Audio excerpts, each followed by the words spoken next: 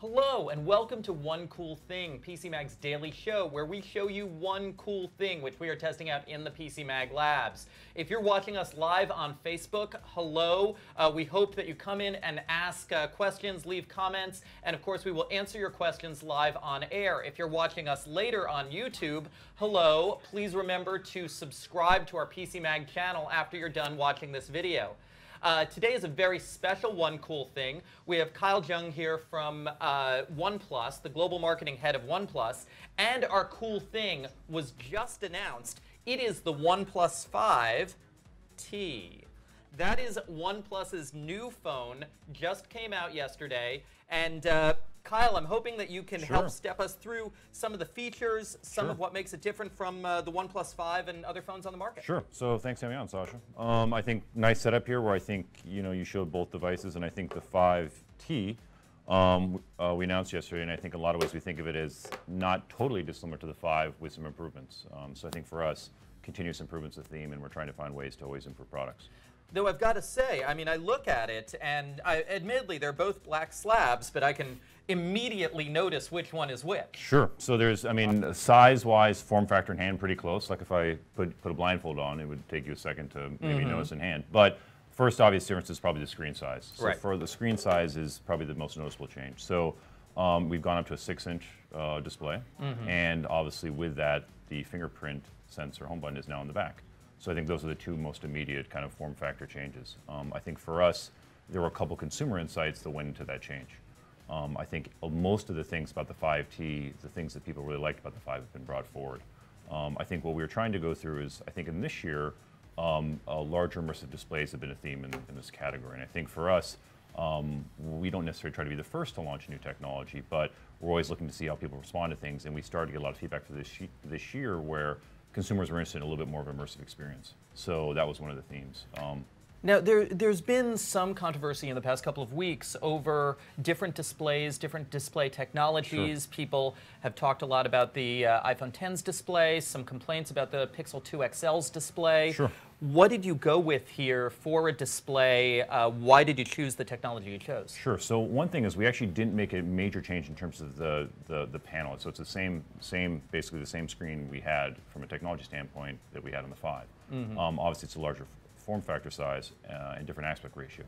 I think for us, one of the things is when we knew this year this was a change that people were considering, but we didn't want to necessarily make a jump to the screen size until we were totally comfortable with the quality and quantity of screens being there, because I think our users expect a certain level of quality and performance, and I think we wanted to make sure we delivered that when we did it. Yeah, and I'm gonna angle this to the camera right now to show the brightness and clarity and lack of color shifting going on here, because it really does feel very different from that controversial Pixel 2 XL display. So yeah, and so I'll be totally transparent. I've been a little bit busy, so I haven't had a chance to necessarily totally test run some of the other devices that have come to market recently, but I think we feel pretty good about the display, and I think in kind of our launch yesterday and having a lot of people have a chance to do a hands-on, I think they seem to be pretty impressed. Now, I'm looking at the display, and from this distance with my eyes, I can't eyeball what the resolution is. And I hear that your founder, Carl Pei, kind of played I wouldn't say a bit of a trick,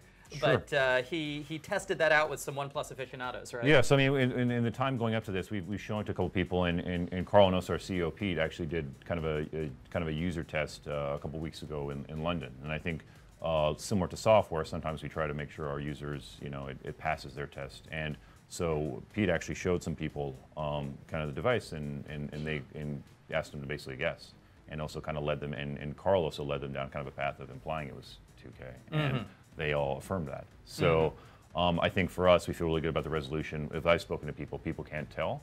So we feel good about it, but also the proposition we have in terms of the 1080p panel and our rationale for that technology choice, we feel it's the right one for users. And based on, for us, it's not necessarily a single feature, it's kind of the overall performance and how everything works together. And now another thing that changed here is that, of course, these both, here's the 5, here's the 5T, they both have dual primary cameras on the back, but it's a different primary camera setup, right? Sure, yeah, so there's one change here. So on the secondary camera on this, there is a change. So we have kind of a theme of looking to improve low light photography. And so probably the most noticeable changes on this, the secondary camera here, aperture has changed from on the 5 from being f2.6 to f1.7. So that's one change.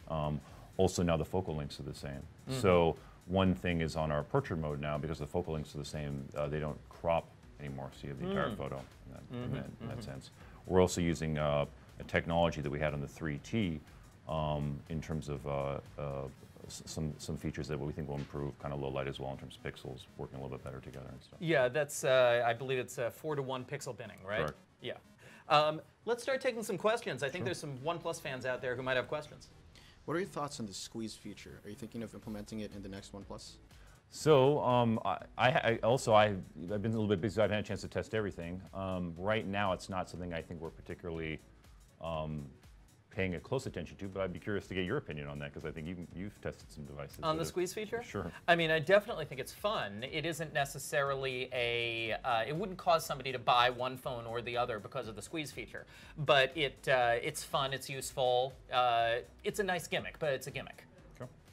Now, another feature I think is really interesting on the 5T, and I'm curious to know if it's coming to the 5 or to other OnePlus phones, is the ability to install certain applications twice if you have 2 different accounts. I haven't seen that on a lot of phones. Oh, so you're talking about parallel apps? Yes. Feature. Yes. So that's one feature actually. Yes. So it's on our Oxygen. There's a new feature, and for us, we don't necessarily look to throw a ton of new features necessarily out there, but if we see one where we think there's a consumer insight of benefit, we'll look at it. So this insight came from people saying, well, sometimes maybe I'm using a social media app and I have a business or personal account, and so but doesn't have a natural login for 2 accounts. So we have a parallel apps feature on new software where you can basically have a clone app. So say you have say maybe you're using Skype and you have a personal account and a business account, you can have both apps sitting there at the same time with different logins and can use both. Yeah, and WhatsApp, Uber, Kik all come to mind as applications which kind of demand to be one per phone. Sure, and we're going through them right now, so it's the feature, the focus has been a little bit more on kind of the social apps where that's a little bit more common, but we'll continue to look at ones where we should add them as well. Now, does that go back to the earlier OnePlus phones as well as a software update? It'll be an update on the new form of Oxygen, so it'll also be deployed to 5 as well. Okay. Now, speaking of software versions, at the launch, you were talking about how because Oxygen has its own improvements, this is launching with Android 7, but you do have at least a distinct plan for Oreo, right? Sure. So, and we've made this public. So right now, Oreo. So we've got one thing we made a change last year was kind of how we kind of go about our software operation, and so. We did some internal things, and last year I think we did a good job, and consumers are realizing we're a little bit quicker with updates and getting things out in a much more timely manner. We have 3 and 3T on kind of this, basically we see those as similar devices and they're on the same update schedule, and we see 5 and 5T on this similar schedule.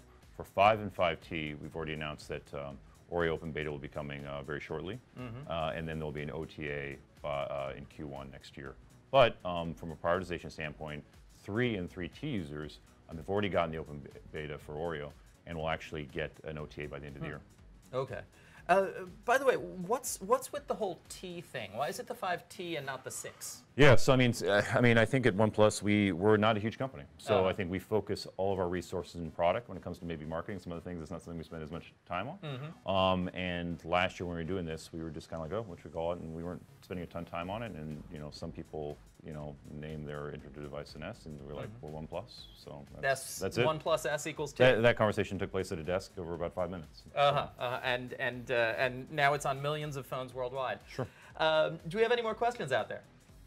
Okay, so let's walk through some of the other choices here. Sure. Now I noticed you folks kept the headphone jack. We did. Is that something that consumers were really asking for? Yeah, I think so. I mean, I think, and I'd be curious to get your thoughts. But like, I know there's been some changes in technology, but I think for us, again, we're not trying to be different or new for the pure sake of it. I think for us, it's what consumers want and what the consumer benefit is. And I think we heard pretty loudly, and I also think we've heard this as an industry, is a lot of people have audio, headphones that they want to still be able to use a audio jack for, and so. We didn't see a need to necessarily change that, especially considering it seemed important to consumers. I absolutely agree. I mean, we've rated some phones without headphone jacks highly, but the USB-C headphone ecosystem has not been developing. It's been really frustrating how there is not much out there in the way of USB-C headphones. Yeah, I mean, I think that's our point of view, and I think, for us, it's not being first. And also, for us, we have a little bit of, it may seem boring, but our kind of very focused approach is just trying to make Android flagship phones. We're not trying to create necessarily an ecosystem, walled garden to try to, do other things. Now, one thing I wish was on here that I'm seeing on a lot of phones right now, water resistance. Sure. So why not? Yeah, so I mean, I think we kind of think of maybe it's two things. So I think obviously there's an IP rating, and the 5 and the 5T do not have that. But I think for us, both on the 5 and the 5T, we do take the phones through a somewhat rigorous, testing process of the type of occasions that we believe a person would encounter in terms of day-to-day when it comes to water. So rain, spill, dropping in a puddle or toilet, heaven forbid.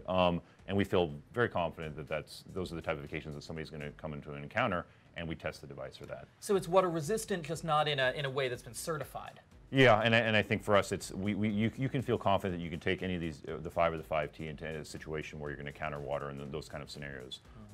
Swimming, no. But I think for us, as we think about kind of what consumers really need, our point of view has been they're swimming not necessarily swimming with the phones. And maybe some other. It's probably we haven't thought of our users as swimming as being important. In my mind, it is very much down to people being afraid to have it fall into the sink. Sure, and I think that's we test for those type of occasions. Okay, great. Looks like we might have some more questions out there. What makes the OnePlus the best option, the hardware or the software? So I think for us, we started historically with kind of being cited for our specs, right? And I think when people look at our devices, our hardware and our performance is something that I think we've earned credibility and respect for. I think it wasn't always a strength for us, but I think over the last year, especially, software has become a strength for us in terms of our approach. We've had a lot of the people that users that now that Nexus doesn't exist anymore, and that kind of proposition have kind of come to us. And I think our approach on software is, light, clean experience. We refer it as kind of Android Plus, or just taking the philosophy in terms of no bloat and what users want in terms of customization. That's our theme. But also, I think for us, they have to come together. So I think for us, when we do testing, we look at how both hardware and software work together, because it has to be seamless. And I think for us, we have like a theme of smooth performance. And so for us, things have to be quick, smooth, buttery, no lags. That's kind of the theme for us. And does that include smooth performance over time? Because I think one thing that frustrates people about a lot of other phones is that you get the phone out of the box. On the first day, it's smooth. 6 to 9 months later, it may start to be getting janky. Yeah, so I think for us, as we test for that, and I think the goal is, I still talk to 3 users often, and I think people are still pretty happy with the performance, in those devices as well. Because I think the pain point that you're describing, I think, is the core of kind of our product philosophy, where that speed and smooth is really, really, really important. And I also think for us, we have a lot of what we think of as power users. And so for us, that's having a lot of apps going at the same time, and our expectation is you can be able to do a lot without lag. And that's kind of the philosophy. I get asked a lot about why 8 gigs of RAM. Right. And that's really there's a 6 gig and an 8 gig model. Correct. Right? So yeah, and so we have both configurations, and people we hear a lot right now. Like, oh, you don't need that much RAM. Some of the other comparisons do that. Maybe I'm a gamer, and I think these devices are great for gaming. And people are like, well, I game, but I don't necessarily seem to use 6 to 8, 6 gigs of RAM. What's the use occasion? The use occasion for us is actually a power user who's going to have a lot of apps going at the same time. Maybe 30 apps running at the same time. And for us, we want to ensure that the performance is there, no lags, even if you're running the device at that. Well, and it's not even no lags. It's that when you switch back to an app that's like 5 back in the stack, it doesn't restart. You got 'em. That's the thing that gets me on phones that don't have enough RAM. You got 'em. So yeah. That's the use case. Let's take another question. How come it's not water resistant? Yeah, so I think we already answered that one. Similar to what we discussed. I think it's that's kind of been our thought on. Yeah. It's splash resistant, is what Kyle said earlier. If you weren't in the feed earlier. So now talking about pricing, it's a little more expensive than the previous OnePlus models. This is $499 and $559, right? It is. So $499 behind you here. The 5 was $479. So it is, and the 8 gig 128 memory version is $559, where before it was $539. So it's a $20 step over the previous device. I think for us, we've made some changes. We talked about the screen earlier. And so I think they're reflective of that kind of change. But I think overall the proposition we feel good about, and I think it's pretty similar in terms of kind of the approach we've taken on pricing. And actually, if you look at the iPhone 10, I don't know the inner workings of your supply chain, but if you look at the stories about the iPhone 10, it sounds like anyone who isn't a company that actually makes OLED screens is maybe having a little bit of trouble getting a lot of inexpensive OLED screens right now. There's a lot of demand out there for the OLED screens. Sure. Do you think that you'll be able to fulfill demand with this? Because I know about a month or two ago, the OnePlus 5 just completely sold out. There was a period when you were selling no phones in the US. Sure, and so actually we were stopped selling phones in the US because actually the 5 went end of life. And so I think for us, we're not so a huge company, but we're a focused company, and so we'll make one device at a time. And so the reason the 5 went out of stock in the US is because we were quickly switching to make the 5T. Okay. And so we're one device at a time, and I think we feel confident that the 5T will be able to deliver for any consumers that are interested in getting it both for the holiday season and also in Q1. Okay, great. Now let's take another question out there. Can you explain more about the new face recognition feature on the OnePlus 5T compared to the iPhone 10? Sure. Yes, we cannot. So first of all, we're not going to demo the face recognition because I was trying to block this out earlier and I can't figure out how to do it with the camera angles, but we'll talk about it. Sure. So for us, we call it Face Unlock, and I think it's maybe a little bit of a different approach in terms of how we think about it. So it's 2D, not necessarily 3D, and what it's doing is it's using the camera to pick up. It'll first map your face, or I'm not sure if you had a chance to use it, but it'll map about 100 identifiers on your face, and then what happens is the camera will just kind of, once it's in front of you, will recognize your face. I think what's different about it is we view it as an incremental convenience factor to unlock your device.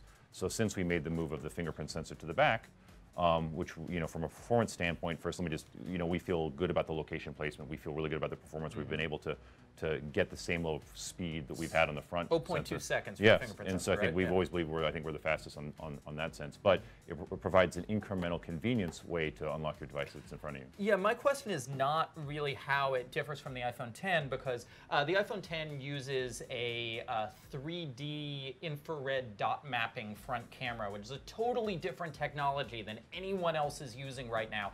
My question is really, how does it differ from the existing Face Unlock feature in Android? Sure, so it is different, and so I think one thing is, we won't do the demo here, but we developed it ourselves, and I feel pretty confident it's the fastest.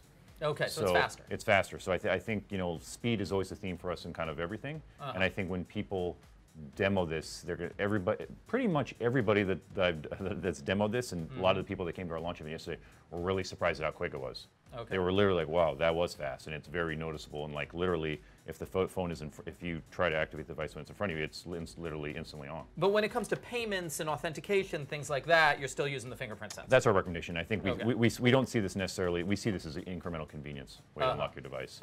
I think we still recommend the fingerprint for those type of uses. Let's take another question. How important is outdoor brightness? Like, why do some people believe that IPS LCD screens have better brightness capabilities than a Super AMOLED one? So I think for us, again, we've been pretty happy with our screen performance. There is actually one new feature on this phone that we've actually developed that we call sunlight display. So basically, it's taking the ambient sensor and it's measuring necessary outdoor brightness, and it will change the contrast in a couple of use case scenarios. Yeah, I have to say, I haven't had problems outdoors with any Samsung supplied AMOLED screens in the past 2 years, and the LG supplied AMOLED screens seem to have varying quality. That is the issue with the Pixel 2 XL. As far as I can tell, I don't know if it's public whether or not this is a Samsung screen. Okay, so yeah, this is one of the brighter Samsung supplied screens. You're going to have the kind of brightness that you get on the Galaxy S8 and the Galaxy Note 8, which are very, very good looking outdoors. Yeah. Any more questions out there? Does it come with the Oreo out of the box? No. So as Kyle was saying earlier on the feed, I'm not going to make him say it again. This comes with Android Nougat 7.1.1. However, there will be a beta of Oreo coming out in December, and then the full launch of Oreo for this device in the first quarter of 2018. Correct. Okay, great. Any last questions out there? What goods come with the retail box? Yeah, so what comes in the box? Now, there's a special charger for this. You just don't want to use any charger, right? Yeah, so for us, over the last 2 years, we've had kind of our own proprietary charging technology, which we call Dash. So in every device, you'll get a Dash charging adapter and also the cord that comes with it. And so that's different to us, and I think we feel like we have the best charging proposition out there. There's been a lot of kind of new changes in terms of charging, but we've still tested Dash charging, and basically, maybe to quickly summarize it for any viewers that don't know, It's quicker than anything in the market. The power management is in the adapter, and so heat dissipation is controlled there, not in the device. This morning, I dash charged this phone. The phone was off, which is the fastest method of charging. In 15 minutes, I got up to 40%. Yeah, and That's pretty amazing. Yeah, so I think for us, as we develop this technology, I think it's changed charging behavior. A lot of people that use our devices don't charge overnight anymore. They'll just top up in the morning in a similar case like that. So out of the box, it comes with a dash charge cable and adapter. Are there headphones in the box? Oh, they're not. Okay, so you think that people probably already have headphones. They have headphones they prefer. They don't want to necessarily use the ones that come with the phone. I mean, I think this is people have liked kind of the proposition in terms of we've gone out and we haven't gotten a ton of demand for headphones in the box. And now these don't come with the phone, but I want to point them out because I think one thing that OnePlus does really right is that they offer a great selection of very attractive cases when their phones launch. And here in the US especially, you don't see a lot of case options for what I would call lower volume phones. You see 36,000 different Samsung Galaxy S8 cases, but if you have, say, a ZTE phablet, there will be like one case on a back shelf somewhere in the AT&T store. But OnePlus comes out with, you've got the two woods, you've got the sandstone, there's a red silicone one, right? Oh, yes. Yeah, and is it just those four, or are there more? So, and I can share with you, and you can share with the users kind of the different options we have. So we've got most of the same cases that came with the 5. Okay. One that we always get asked about is sandstone first. And yeah, because that was the original texture. So there's a lot of original DNA in the texture, and so a lot of people say, oh, why don't you put sandstone on the devices? But I prefer sandstone too. But I think with a case, it provides that feel, and you also get the option to take it off. What is new is on the 5 we launched a carbon bumper case for the first time. The carbon fiber, you're carbon right. fiber. So a lot of people like carbon fiber as well. So we have that. But also, what is new is what you showed here was we've also developed bumper cases for some of the wood designs as well. Okay. So that's new. Yeah. So it's not just a pure piece of wood. This is the 5 case that was just a piece of wood, and the 5T case gives it a little more structural toughness. Sure. So it's an additional option if you want a little bit more protection. Yeah. So we got a good response to that as well. So I mean, we get pretty positive response to cases, and users seem to enjoy them. I think every phone owner should have a case. Okay. One more last question, then we're gonna go. Are you planning on making a 7.9-inch tablet? So I think for us, we're focused on just making Android flagship phones. That's our focus. And one at a time. And one at a time. And also I think one of the reasons you kind of pointed out when we started the show was people really liked the 5 in hand, the feel. And I think one of the challenges for us is OnePlus, our phones, I think the quality of build, the design characteristics really come through when you hold them in hand. And I think when people saw the 5, when they had it in hand, there was really a strong positive response. Yep. So we wanted to kind of, and we've always kind of kept the same design DNA through all phones. If you put a 3, a 3T, 5, and a 5T. So it's very about simplicity. It's very simple, yeah. It's about simplicity and cleanliness and design characteristics that you may not notice until you have the phone in hand. But I think we felt good about the form factor and how it felt. So. Okay, great. So our preview of the OnePlus 5T is up on PCMag.com right now. We will have a full review next week. The OnePlus 5T goes on sale on the 21st. OnePlus.net. At OnePlus.net for either $499 for the 6 gig, 64 gig version, or $559 for the 8 gig, 128 gig version. Thank you very much, Kyle. Thanks so much for having me on. This has been One Cool Thing at PC Mag. Thank you very much if you've been watching us on Facebook. If you've been watching us on YouTube, make sure to click subscribe, and we'll have a fresh One Cool Thing for you every day.